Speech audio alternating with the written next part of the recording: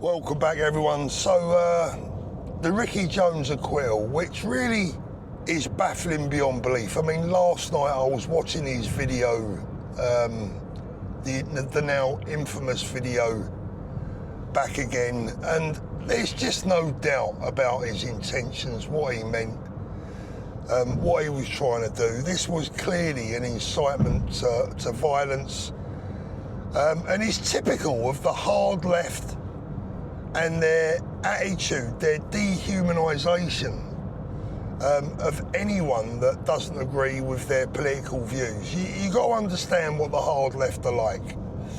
I had an experience of how the hard left operate in Brighton a year or so ago.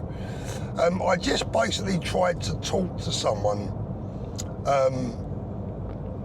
just to engage them in a conversation, and their response to me was to scream in my face, spitting whilst they were screaming at me, "F off, you fascist Nazi," with a hatred in his face and his eyes that you would normally only reserve for someone that had killed a member of your family, right? And this guy had never met me in his life, never spoken to me, and I was very polite to him. You know me, I'm a polite individual. And that's what they're like. Now, Ricky Jones' acquittal yesterday, on Friday, I don't know when this video's going to go out, it's like we're living in some kind of parallel universe, isn't it? Because what that signalled is open season on anyone that's on the right of politics.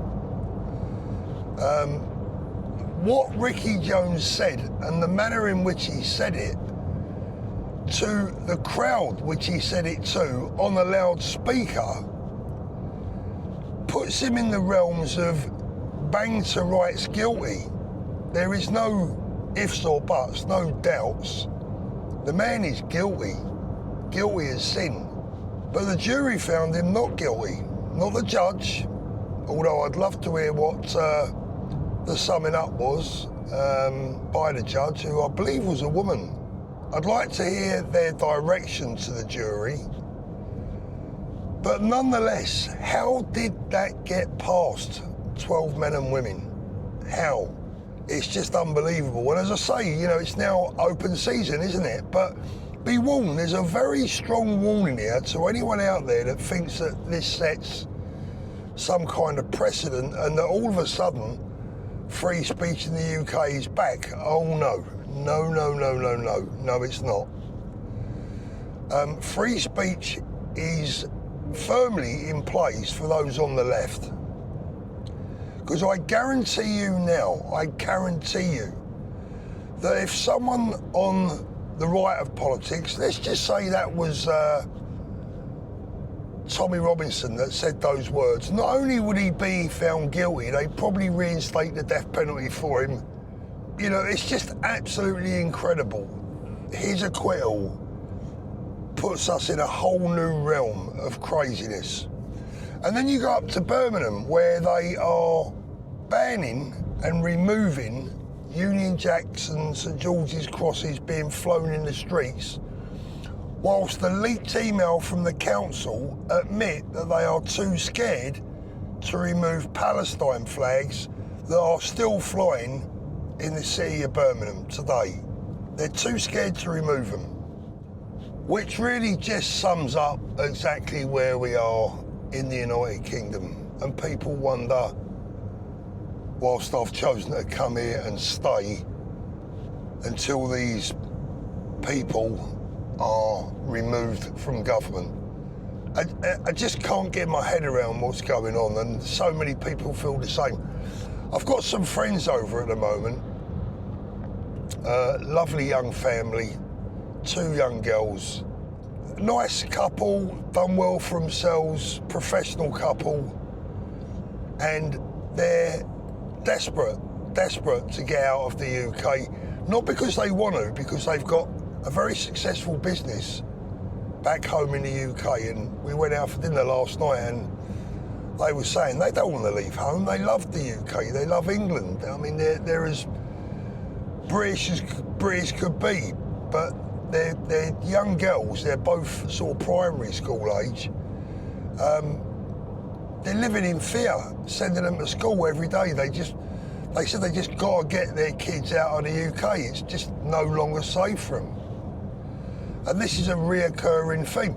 How can your kids be safe in a country that removes the Union Jack and the St George's Cross, but allows the Palestine flag to fly freely in Britain's second city?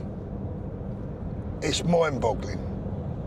Like I said, we're living in a parallel universe. It's just gone completely bonkers. It's gone completely nuts. And the anger at home is palpable. You can just feel it. I can feel it here. And another friend who I spoke to on the phone yesterday was telling me that where I used to live, before I lived in Brighton, that has changed dramatically in just the last 6 months.